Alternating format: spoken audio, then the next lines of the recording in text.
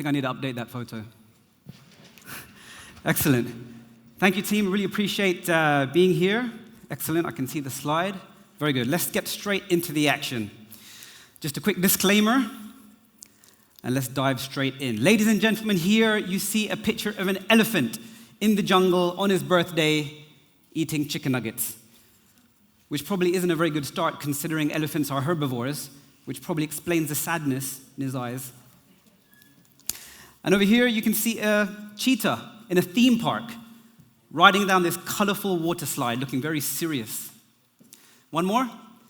Here you can see a dragon wearing a flashy jacket, sunglasses combo, dancing in the desert in front of the Burj Khalifa. I bring these masterpieces of epic artistry here for you today, courtesy of my 5-year-old son. As you can see, he's got a wild imagination. And I should mention that these photos, they didn't just appear to be so profound on the very first draft. No. They took multiple rounds of iteration just before bedtime. Multiple rounds of grueling adaptation and tweaking and adjusting until my son said, "Yes, Dad, this is the masterpiece that I'm ready to share with you all today." You guys being the customers in this scenario. So I think you can see the analogy where I'm going with this, right? Because not once did I tell my son to fail fast or fail forward. The word failure never even crossed his mind. He just kept playing around until he got there. He knew the end goal, he knew the vision, he knew what he was trying to achieve, and he just kept playing around until he found what he was looking for. It was like his innate innocence, his curiosity, his love of learning through play.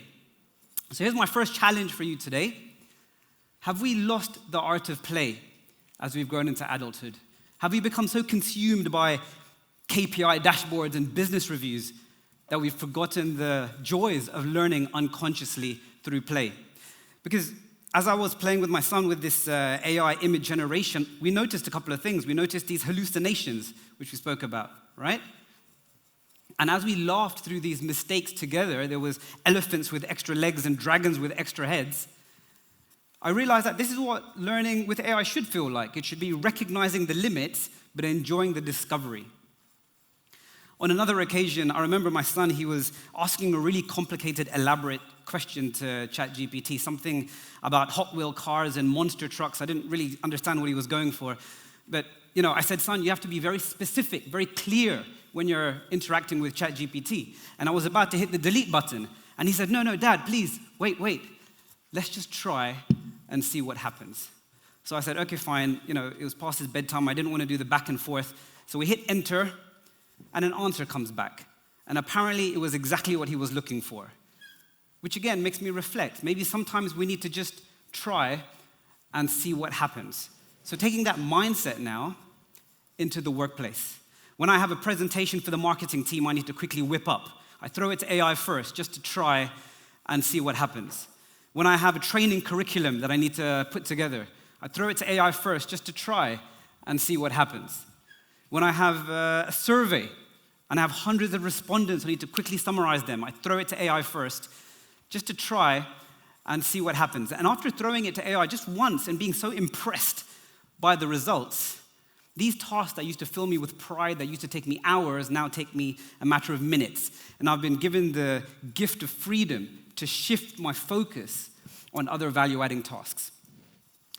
So what does this look like now when we talk about the example of the data and analytics function, right? Forbes, they did a study, you might have seen this, on the data-driven decision-making process. They found currently within organizations, a lot of the time and effort and focus is spent on the initial stages of collecting the data, preparing the data, engineering, formatting, and visualizing the data, and very little amount of effort on the actual decision-making, implementing the decision, seeing the results of that decision, right?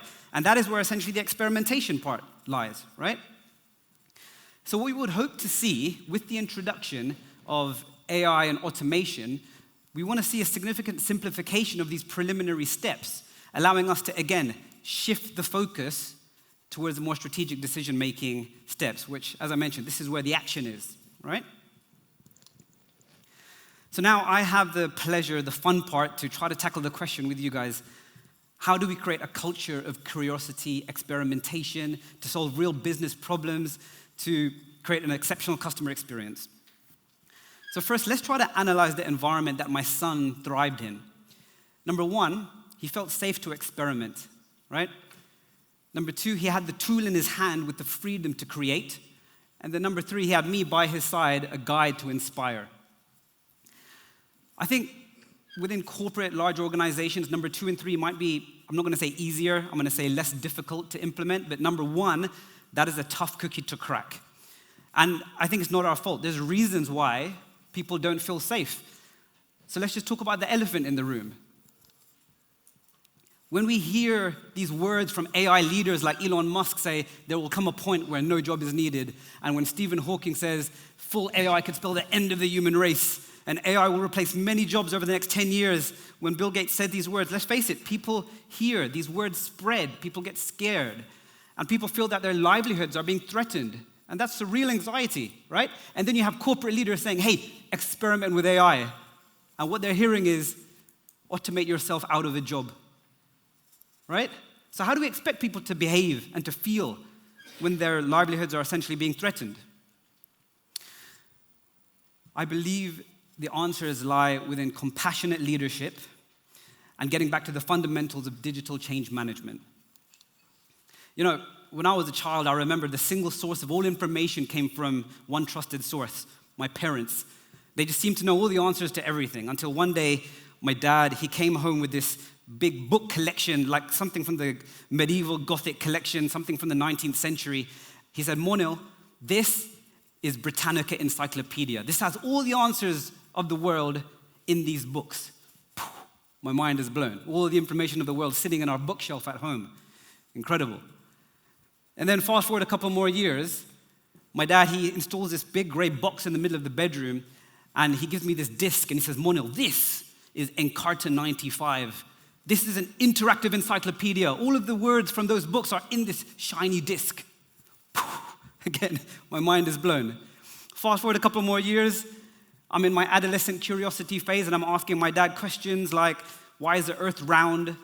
What are clouds made out of? And my dad, he tells me the 4 words that changes everything. Monil, just ask Google. It's lazy parenting, right? Do you guys remember that moment, your very first Google search? The amount of power and unlimited access that you felt, right? The world was your playground. And now here we are, the age of AI. What an exciting time to be living. It just makes me think all of that feeling of playfulness and exploration that I had with Britannica and Encarta and Google, my son is now feeling that same energy with ChatGPT, and the cycle will continue. You know, I can't begin to imagine the world that the future generations are going to be exposed to, but I do feel this deep sense of responsibility, and I hope you do too, to make the right choices now, to guide, to lead in a positive way, create AI solutions for the betterment of future generations.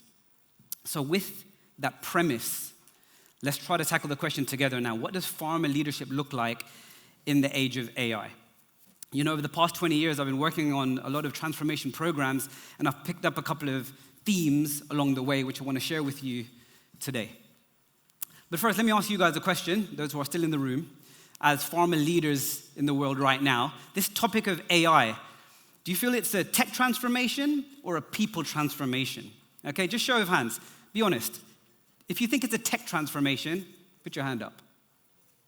Okay, a couple, very good.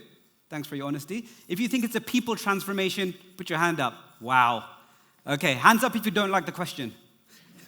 Yeah, it's a provocative question, right? When the technology evolves faster than people, then capability gaps are not technical. They're cultural. And the solution isn't just throwing more software to the problem, it's about elevating the connections between people. Okay? One more question. Show of hands again. This topic of AI, who believes that in the next 10 years that AI will be able to do everything better than any human can? Ooh, okay. Couple of optimists, right? But then a few people who believe that's true. Look, there are people that sit within this category, right? And it's true. So let's just entertain that thought for just a second. What if AI can do everything better than humans, okay? Well, the next question is, why are we here in beautiful Vienna? What's the purpose right? What's the point? Surely we could have just gone on ChatGPT, asked me a really elaborate prompt on, share with me a thesis on the current state of the pharma industry right now, right? And how AI capabilities are disrupting the customer journey, and bullet point that into some easily digestible talking points. And then share with me 10 LinkedIn posts which are super impactful and eye-catching as well, right? Surely we would have got some super quick results, really efficient. We probably would have saved a lot of money on flights and hotels, and maybe even a schnitzel or two, right? I can see Dario getting nervous. Where's this guy going with this, right? It's not a good deal. I'll get to the point.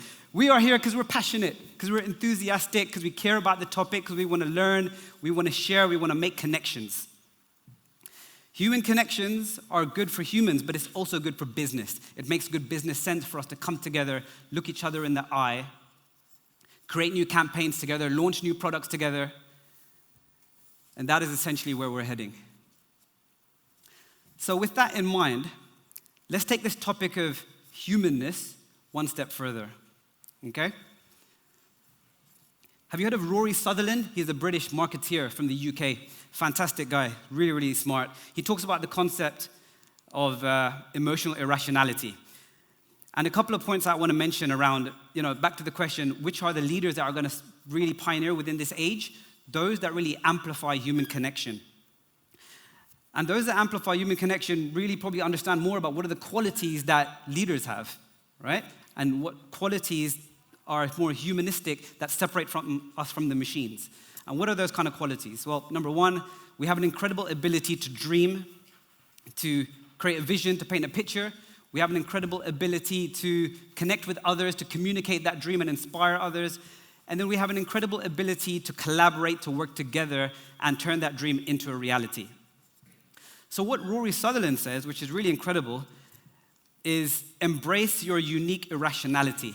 Well, what does that mean? AI is highly rational. Humans, on the other hand, are not. And we should use that to our advantage. The whole idea is that AI can never trump human psychology. The sophistication and design of the right side of our emotional brain can never truly be replicated by even the most complex algorithm. And Daniel Kahneman, who's a world leader in behavioral economics, he said, we think we are rational beings who sometimes feel, but actually we are emotional beings who sometimes think. And that is why in pharma, we know that emotion drives attention.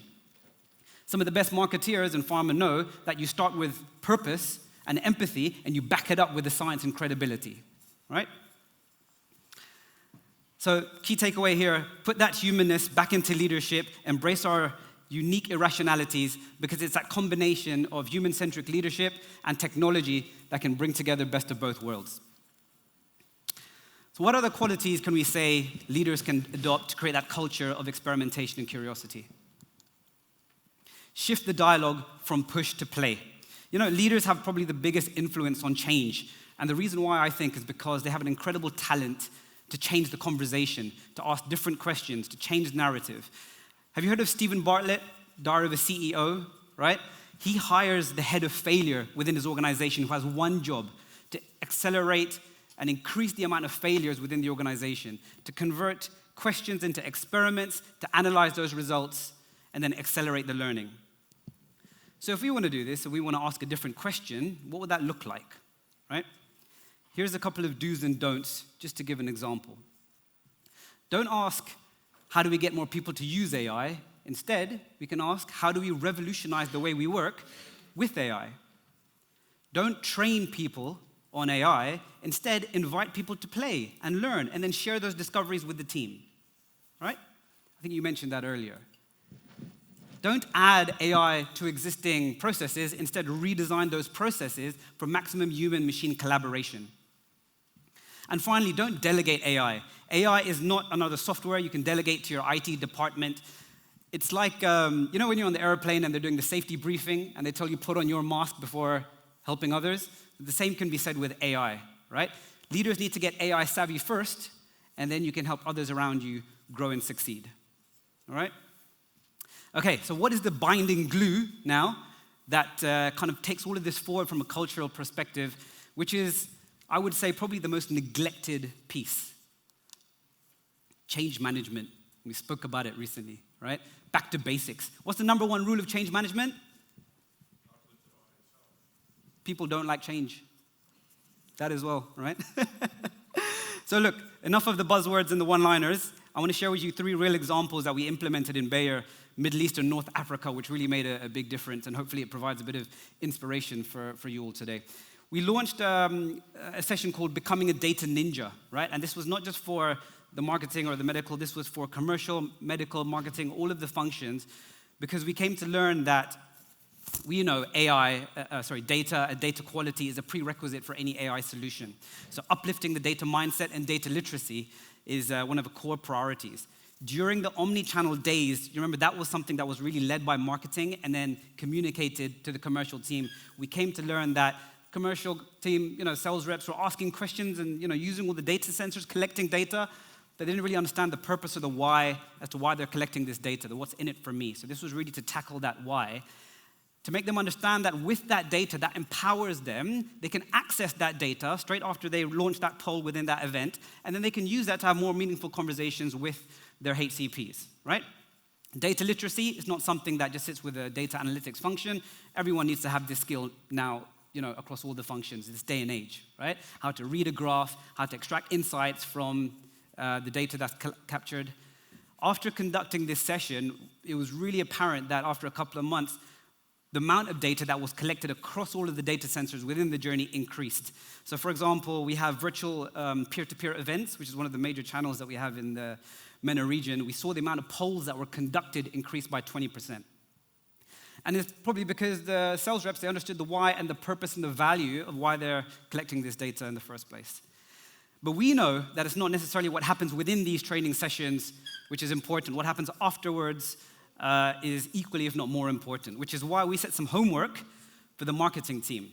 And this was all about pushing the methodology and the scientific approach, embedding that within the campaign lifecycle. So we introduced these exploring cards and learning cards, because as I mentioned, every question has to have a purpose, has to have a reason as to why we're asking this question to a customer, right? It needs to validate some sort of hypothesis, right? So if that's clearly set at the start in this exploring card, that can then be better communicated to the commercial team. They understand exactly the purpose as to why they're going out in the field and collecting that data from the customers. And then fast forward, past your 90-day cycle or after 6 months, then you can look back. In Pharma, we love to jump on the next best thing, right? So this helps with that continuity, that storytelling, where we look back and say, hey, remember 6 months ago, this is what we initially believed. And because of that, we said we're going to get this data. And now we have this data, this is the insights we've generated from it. And as a result, this is going to be our next best action. So this really helps connect the dots and tells that story better and really infuses that experimentation mindset within the organization. And then, of course, this can be used as valuable input on the campaign learning cycles and retrospectives to have a much more meaningful conversation on how to uplift customer value. Okay, one more, and I'm most excited about this because this happened literally just last week, so this is super fresh. Has anyone in your organizations ever conducted an AI hackathon? I can see a few, very good. Okay, not enough of you, I would say, because this is something that really shifts the needle. It's an amazing initiative. You might think, oh, hackathon, that sounds a bit of a techie kind of thing, right? It sounds like something probably just for the IT folks. Absolutely not. This was for the business, with the business, focusing on the customer, right? It wasn't IT pushing solutions to the business. It was inviting the business to share their challenges, their pain points, their ideas of how they can uplift the customer experience, and then connecting them with the AI gurus. And using vibe coding, they quickly whipped up a prototype within a day and presented this in a kind of Dragon's Den scenario, to the leadership. And then the winners can go up to present their idea to the pharma leadership globally, get some funding, and then implement this out to benefit the whole organization. So takes a little bit of organization preparation, but this really moved the needle in bringing everyone along in that journey, right? From an educational perspective, because it's cross-functional learning, cross-generational learning, and bridging the gap between the business and the AI gurus. Okay. Deep breath. I'm going to start to wrap it up now. So if I can take your mind back to the elephant in the jungle, the cheetah on the water slide, right? And the dragon in the desert. Those images were not created out of business logic or process. They were created out of imagination and play. And I think that is where learning with AI should start. That is where leadership with AI should start. Because if we really want this to be the golden age of AI, then we need leaders to really lead by example, bring that human element, that irrationality, that human part within the leadership, create a safe environment for our organizations. So my call to action is when you get home, either with your child or with your team or just even by yourself, open up your favorite LLM and instead of giving it a specific business-related topic, give it a dream, play, learn, and as my son said, just try and see what happens.